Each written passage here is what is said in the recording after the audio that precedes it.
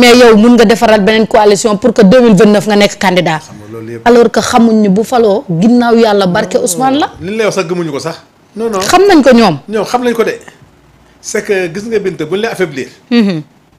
day dugg sa biir famille. dugg sa biir néeg foofu ne xoolal boo bëgg ñu raxasal la di la fobeere di def lépp. ba nga gagné seen confiance ba gagné sa confiance. foofu c'est-à-dire day ay genre walax jaan lañu gis ay walax jaan doo leen gis. déedéet te ki nga ko foogewul la nag. gis nga programme c'est grave yaa ngi wax naan di nga bind dafa am loo xam ne principe fondamental la. universel. waay on gagne avec ses hommes. on gouverne avec ses hommes mooy dëgg de. maintenant c'est vrai que Pastef a voulu innover. mais dafa laajoon ndànk-ndànk. rupture boobu est-ce que du moo ñu indi fii. waaw c'est-à-dire ndànk-ndànk. parce que gis nga li gën a bon ci système. mooy bu administration. gis nga système politique moo gën a neex a daaneel. mais système bu ancré dans l'administration. ancré dans boobu moo gën a compliqué parce que loolu liggéey mu yàqu ko. xoolal tey li gouvernement bi liggéey yëpp bind tu as l'impression que liggéeyuñu te pourtant boo waxee ñu ne la waaye liggéey leen te bàyyi wax bi. et dans tous les secteurs d'activité tout va bien. am na jafe-jafe nag mooy li nga wax crise économique. crise économique crise financière yàlla may la yow sa peuple nga woo leen ñu ànd ak yow ne mun nañ ko redresser ngay engager des Jeux olympiques. pour nga defar sa dëkk mu metti kenn personne n'a osé tey nga koy def sa peuple ànd ak yow. wallaay tey bu ñu bëggee indi crise politique yàlla suturaal ñu nga bëgg ko transcender ci crise da ngay jege sax ñu defal la benn fake news le premier ministre a démissionné. le premier nagam. loolu la ñuy véhiculer de. nga dégg Bougar koo xam ne yow sa tur wuyu na la. kenn xamul la sax. xamul la muy wax ay réewando yoo xam ne. tojul fenn.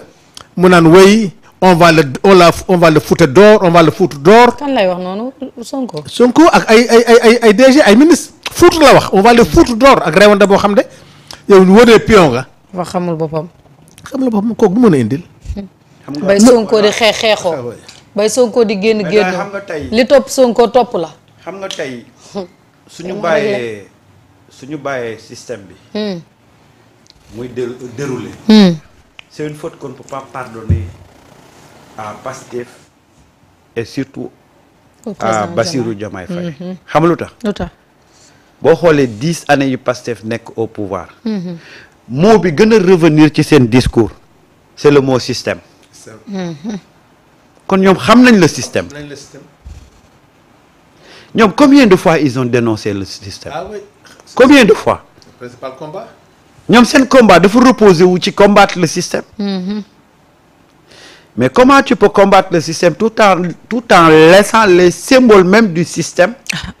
ñu wër la. ci yow li nga bëgg a teg. mënut a nekk sax. mënul nekk.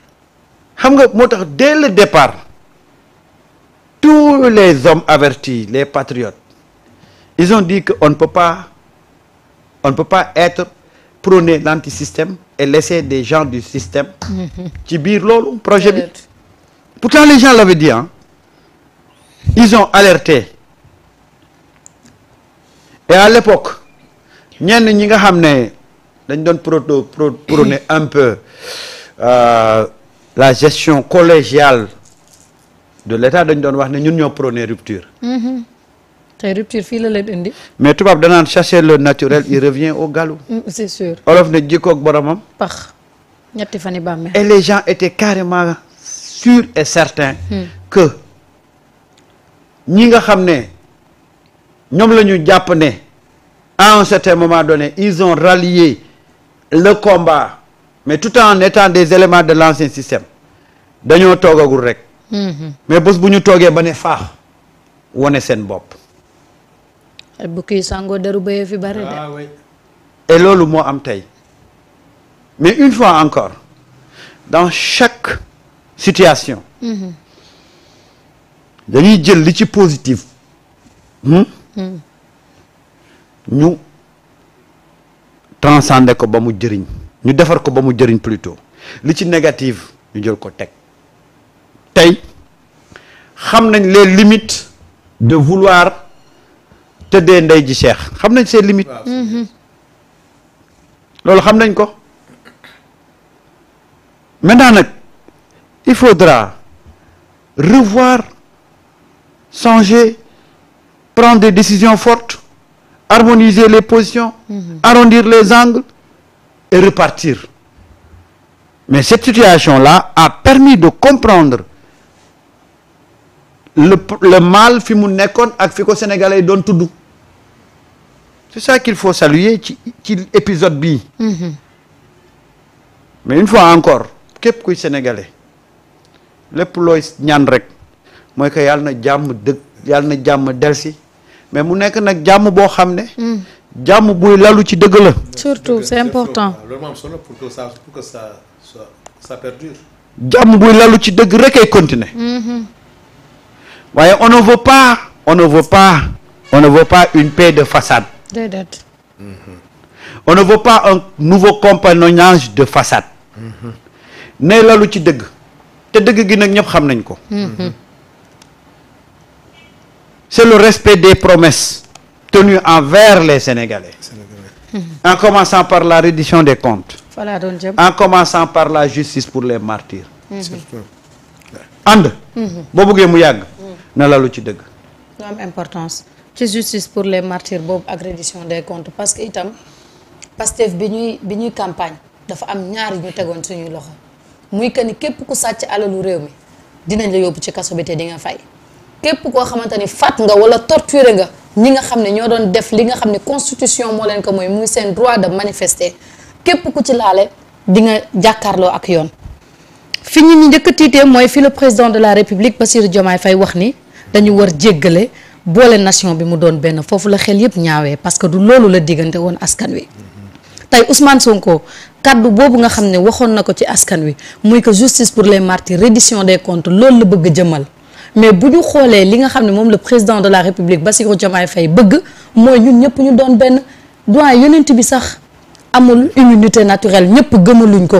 dafa am ñu gëm am ñu bañ le président Diomaye bu fekkee dafa bëgg neex ñëpp day sonn parce que loolu nagam yonent bi ñu gën moo ko amut moom personne am du ko am alors mu doon loo xamante ni ci loolu. mooy li nga xam ne moom la leen askan wi di xaar parce que am na loo xamante ne nag ñoo ko diggee woon de te diggee bor la. Marita. yow tu viens de toucher la crise crise bi xam nga lan la. mooy ñii coow bi yëpp crise bi mooy. la justice. kese.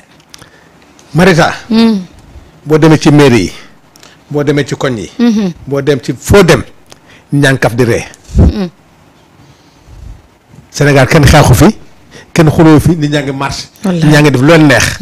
kon ku naan ne jàmm am ci réew mi beneen jàmm ngay wax. mais jàmm am na ci réew mi. c'est que il faut que ñu décortiquer langage bi mooy lan. mooy lan. Marita. da nga gis fenn fii nit ñoo xam ne ñu ngi xas ci mbedd mi en tant opposition. déedéet. ay kaf ñi di tuddee seen bopp. kuluna. ay kuluna. ñi di tuddee seen bopp ay xar. man boo ma nee xar sax man na bali. bali. kii nga naan ko kuluna. kii nga naan c'est-à-dire kaf bi sax moo ëpp. c'est-à-dire réew mi xuloo amu fi mais nag xam nga luy coow bi dañu bëgg wax président Diomaye arrêter reddition des comptes bi.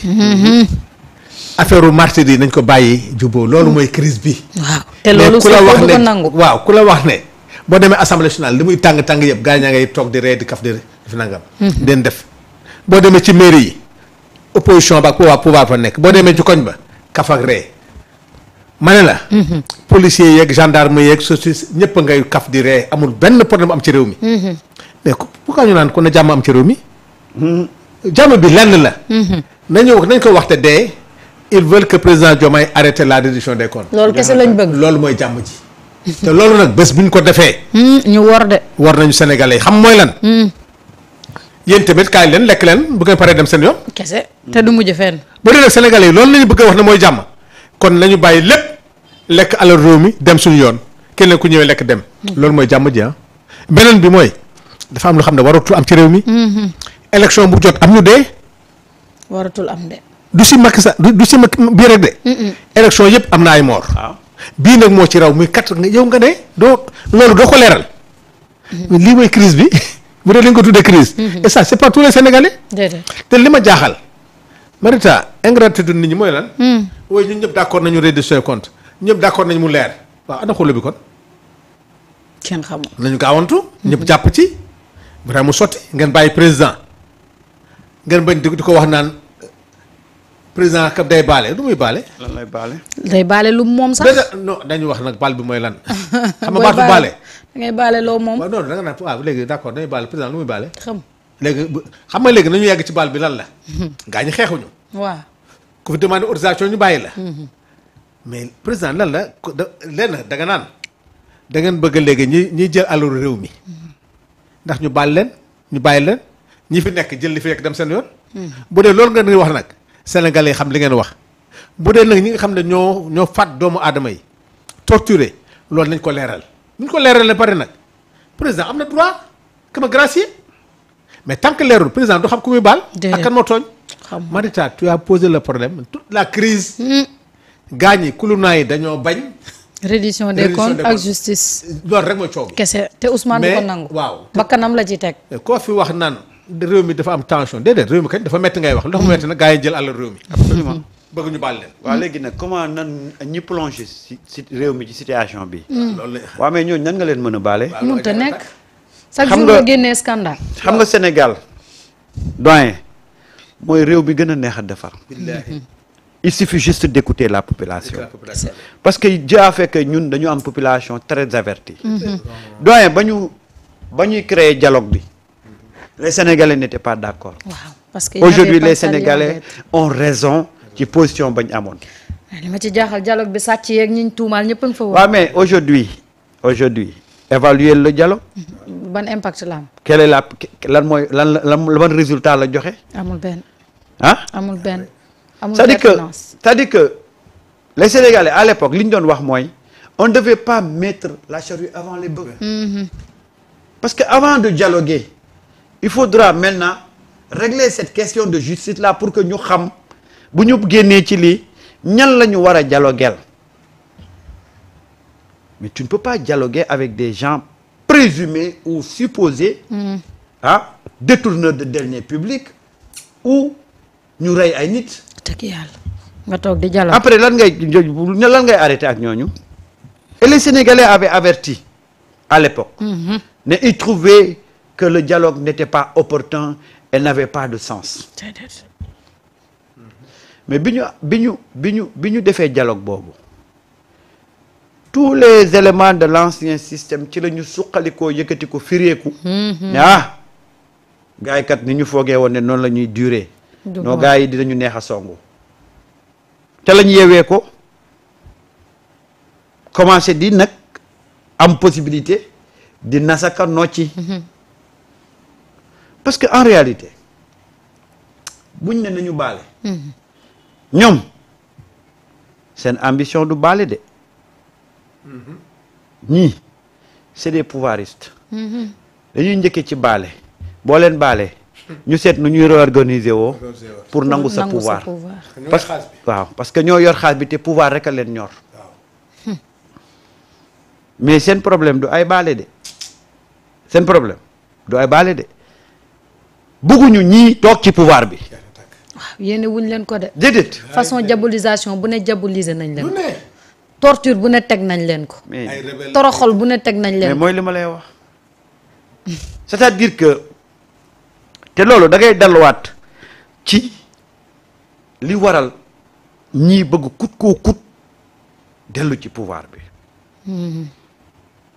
Marieta xam nga dafa am ñoo xam ne ils avaient fait des promesses à des puissances occidentales. ne leen non seulement ñun ñooy falu mais bu ñu faloo dina tombeek pétrole bi génn dana tombeek bii génn dana tombeek gii génn yéen lii yéen ci am quota. ñoom daal tayle nañu Sénégal te yéegaguñ. waaw ku jël avance. waaw di nga sëgg bëri de force. tey loolu ñu dem nag gëmloo ces puissances occidentales là ba ñenn ñi bu ñu amoon traçabilité ci li financer seen campagne. di nga xam bu baax li ma la wax. est-ce que xam nga ne ci bi ñuy dem ci élection yi am na ñoo xam ne ils ont pris l'engagement ba signer ay accord doyen du ma bàyyi ma fen mais corniche bi dañ ko jaay. dañoo jaay corniche bi.